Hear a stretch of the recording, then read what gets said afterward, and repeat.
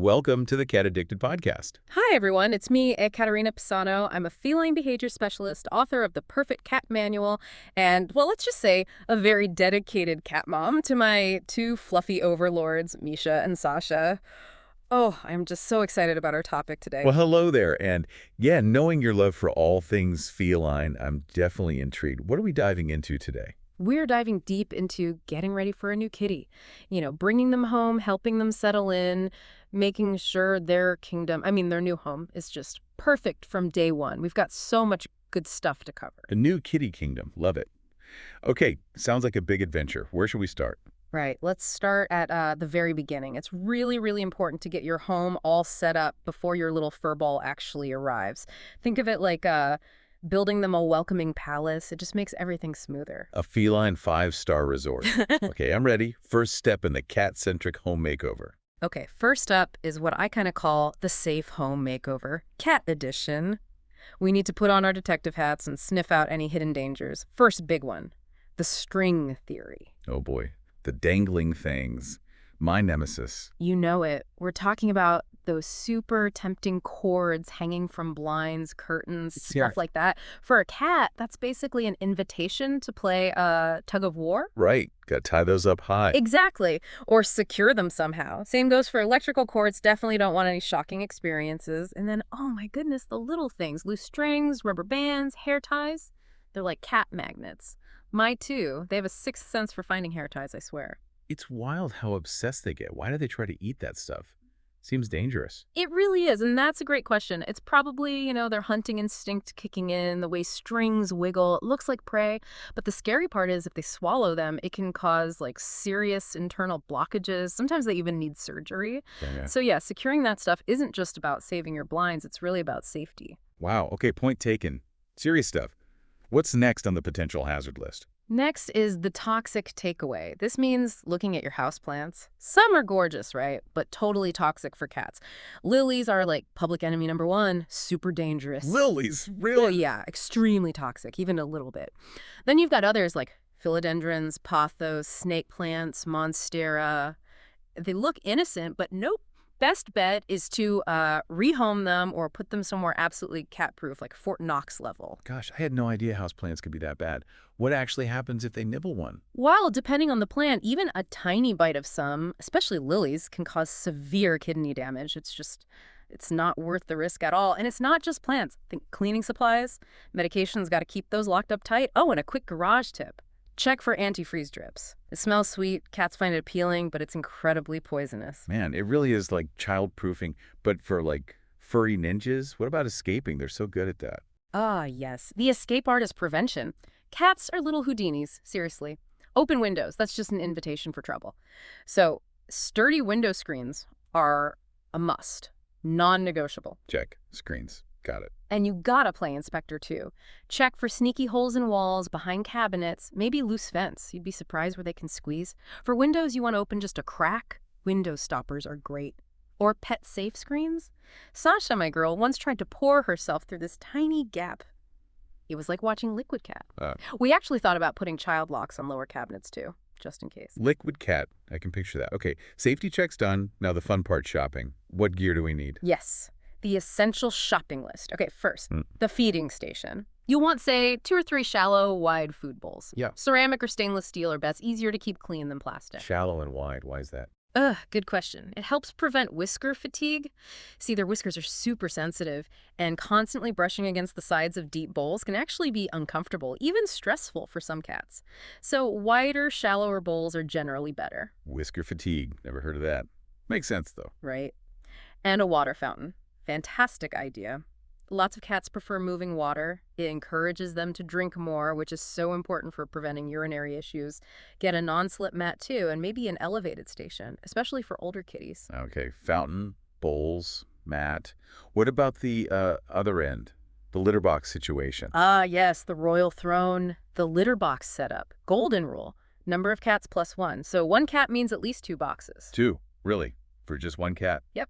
Think options. Cats like choices about where they, do their business. It can also help prevent problems later if you add another cat. And go for large, high-sided boxes. Those tiny kitten ones, they outgrow them super fast. Okay, large boxes. What kind of litter? Generally, start with unscented clumping litter. Strong perfumes can really put cats off. And grab a metal scoop. Trust me, they last way longer than plastic. A litter mat helps catch stray bits, and maybe a litter genie or just a dedicated bin nearby. Super helpful for keeping things tidy. Got it. Metal scoop, unscented litter, maybe a genie. Ah, Okay, what about scratching? Got to save the furniture. definitely. Time for scratching solutions. Right. You absolutely need a tall, sturdy, vertical scratcher. Sisal rope is usually a big hit. And tall is key, like at least 1.5 times your cat's stretched out length. That tall, wow. Yeah. They need to get a full stretch, help stretch their muscles, shed old nail layers. It's really satisfying for them. A horizontal scratcher is great too, cardboard or sisal again. Give them good options, and hopefully they'll leave your sofa alone. Hopefully. Okay, where are they going to snooze? Comfy spots. Oh, yes. The comfort collection. A cozy bed with high sides often feels secure. Or, for shyer cats like my Sasha was initially, a cave-style bed can be a real safe haven. Like a little den. Exactly. And soft, washable blankets are essential because, well, cat hair happens. And a window perch. Oh, that's prime real estate. Misha spends hours sunbathing and watching the world go by. It's good to offer a few different spots. Sometimes they want cozy, sometimes they want a view. Kitty TV station by the window.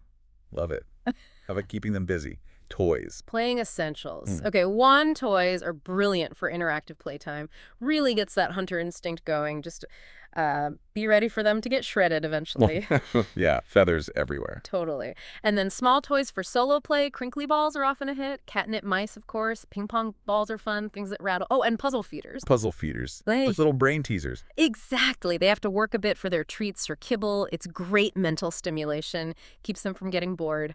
And trust me, a bored cat finds creative ways to entertain itself. I bet. Okay, anything else for the shopping list? Just the grooming kit. A soft brush for regular grooming, good for their coat, great for bonding. If you're getting a long-haired cat, like a Maine Coon, a metal comb is essential for packling mats, cat nail clippers, definitely, and an enzymatic cleaner. Enzymatic. Why that specific type? Because it actually breaks down the organic stuff in urine. It eliminates the smell completely rather than just covering it up, which means they're less likely to go back to the same spot. Regular cleaners often don't cut it. Smart. Okay, enzymatic cleaner. Got it. So we have all the gear. How do we set up the house itself? The zones. Right, let's talk the zones, creating cat territory. Super important first step, the safe room setup. Every new cat needs a starter room, a quiet space to decompress, like a spare bedroom or even a bathroom, ideally with easy, clean floors. So not the main living room right away. No, definitely not. Too overwhelming. This room should be quiet, away from other pets if you have them. Limit hiding spots where they could vanish for days, initially anyway. And set up everything in there. Bed, little box, food, water, a few toys. It's their little home base while they adjust to all the new smells and sounds. Little sanctuary. Makes total sense. Yeah. What else for their territory? Think vertical, the verticality victory. Cats love being up high. It's instinct. Makes them feel safe, lets them survey their kingdom. Right, like little gargoyles on shelves. Exactly. So think wall-mounted shelves, cat trees near windows are perfect. Maybe near bookcases they can climb safely. Just make sure there are clear paths up and down. Giving them vertical space is huge for their confidence. It taps right into their natural behavior. Multi-level kitty kingdom. Got it. Okay, this all sounds great, but maybe a bit pricey. Any budget tips? Oh, absolutely. Let's talk pro tips from the trenches. For budget brilliance, think about buying litter and maybe dry food in bulk, often cheaper. Sign up for pet store loyalty programs, they add up. Keep an eye out for sales. And honestly, don't go crazy buying everything at once. Start with the essentials, see what your cat actually likes, and keep those receipts. Cats are picky. You might need to return that fancy bed they ignore. Chuckles. So true. Any clever DIY hacks? Oh yeah, clever hacks, cardboard boxes, free, amazing. Instant hideout, temporary scratcher, paper bags, handles removed, super important for safety, also great hidey holes. DIY toys, crumpled paper ball, feather on a string. Simple stuff often works best. Old towels can be temporary beds, and never underestimate the power of an empty box. It's like catnip. Boxes are magic. Okay, any big mistakes people make that we should avoid? Good question. Common mistakes to avoid. Getting a tiny litter box, think big from the start. Yeah. Avoid heavily scented stuffed litter, air fresheners, cleaners. Cats have sensitive noses. Don't put food and water right next to the litter box. I mean, would you eat in your toilet? Point taken. No thanks. Avoid cheap plastic bowls. They can get scratches that harbor bacteria, and some cats even get chin acne from them. And please, please don't forget the high spots. They need to climb. It makes them feel secure. Okay, noted. No tiny boxes, no perfume, no food near the loo, no cheap plastic, need high spots. Got it. Yeah. So the day is almost here. Final countdown. 24 hours before, the pre-arrival checklist. Final sweep. Check the litter box is ready. Feeding station set up. Cozy spots look inviting. Put scratchers in obvious places. Make sure that safe room is fully prepped and stocked. And maybe take some before photos of your house for laughs later. Good idea. And remember, you don't need everything on day one. Essentials first. Let your cat tell you what else they might like. I remember when I got Misha, I bought this gorgeous plush bed. Cost a fortune. Guess where he slept? Let me guess.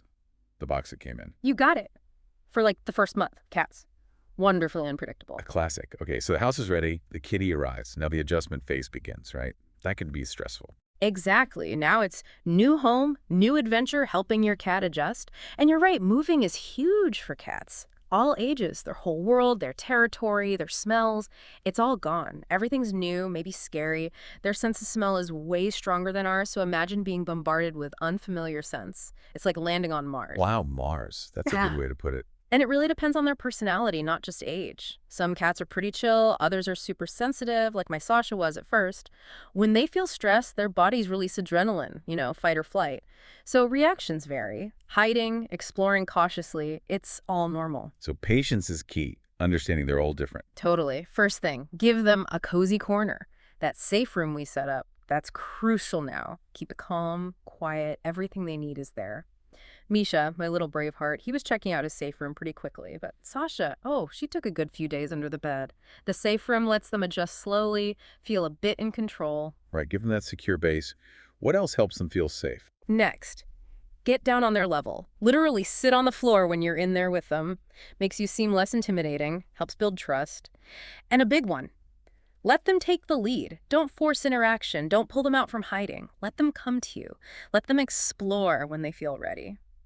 We usually say, give them at least 3 days, maybe more, in the safe room before even cracking the door open to the rest of the house. So resist the urge to smother them with love immediately. Resist.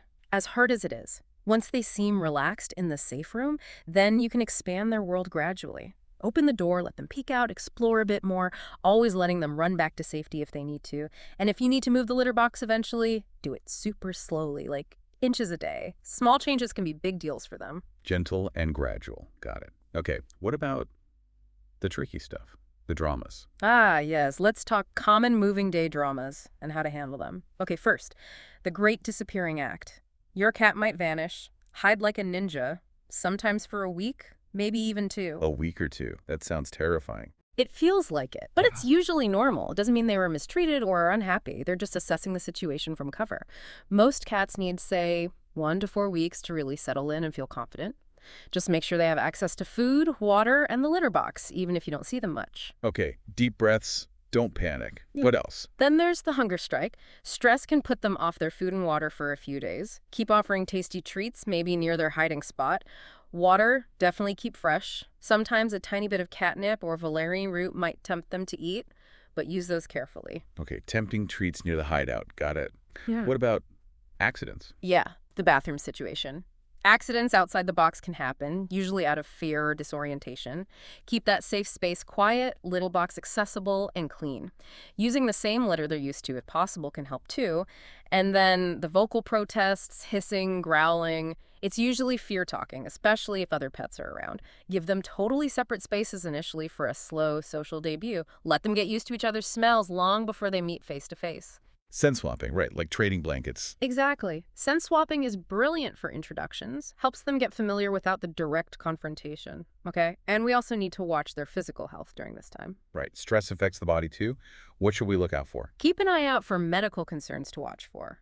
Things like constipation or diarrhea, stress, and diet changes can trigger those. A water fountain really helps encourage drinking, which can help with constipation. For mild diarrhea, sometimes plain boiled chicken and rice helps temporarily, but honestly, for either issue, if it persists, call your vet. Vet check for tummy troubles. Okay, definitely. Also, watch for signs of a urinary tract infection, straining to pee, blood in the urine, that's a vet visit ASAP. And sneezing, coughing, eye discharge. Stress lowers immunity so they can pick up little respiratory bugs. Your vet might give antibiotics or eye drops. Oh, and something we found helpful is L-lysine. It's a supplement, comes in treats or gels, might help support their immune system. But always check with your vet about using it and the right dose. Lysine. Interesting. Good to know. Always check with the vet, though. Always. It just makes me think, when we first got Sasha, she was so timid. We got her all these fancy toys, right? But her absolute favorite thing for ages was just a crinkly paper bag. Misha. He walked in like he owned the joint from minute one, tried to claim my armchair immediately. They're just such individuals. Juckles. That's cats for you. Total characters. Absolutely. So really, the main takeaway here, it's all about patience, understanding, creating that safe, comfy space. Every cat is unique. Some need more time, more quiet, more reassurance. Just give them that solid, secure start, and you're setting yourself up for a wonderful life together. Fantastic advice. Patience and understanding. And that wraps up our deep dive on welcoming your new furry friend. You've been listening to Cat Addicted. If you enjoyed this, please subscribe to Cat Addicted for loads more tips and chats about our amazing feline companions. Yeah, definitely subscribe. You don't want to miss out on more of this great cat wisdom. Until next time, hope your homes are full of happy purrs. Bye for now. Goodbye, everyone.